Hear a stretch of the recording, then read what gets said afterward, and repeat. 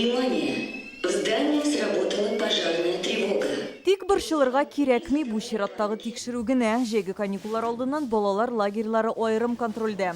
Комната старшего вожатого. Бу өлкән әйдәманның бүлмәсе. Видео күзәтү системасы белән җиһазландырылган, гадәттән тыш хәл килеп чыккан очракта әйдәман үзе дә кисәтү ясый ала. Янгын сүндерү җиһазлары, күчмә мотопомпа, су белән тәэмин итү системаларының төзек булуына аерым игътибар бирелә.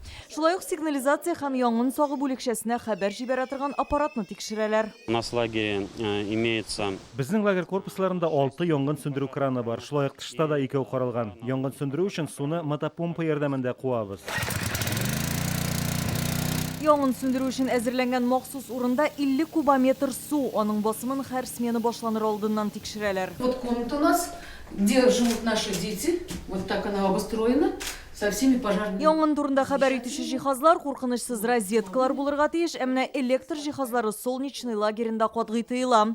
Һәр смена алдыннан балаларга янгын куркынычсызлыгы буенча инструктаж үткәрәләр. Безнең сменаларда 225 бала булачак. Без аларны бик каты көтәбез. Менә әле генә үтте безнең тикшерү. Бөтен әйберебез безнең тәртип.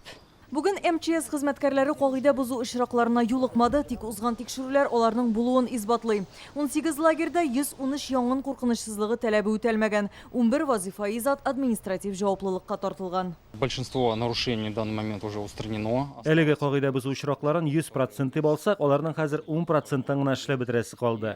Янгын куркынычсызлыгы таләпләрен үтәү буенча кабат тикшерүләр уздырылачак әле.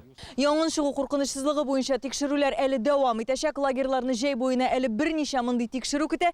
Инде балаларга эвакуация буенча дәресләр бирәчәкләр. Алия Хәйретдинова, Марат Зәйдуллин, Яңа Гасыр каналы.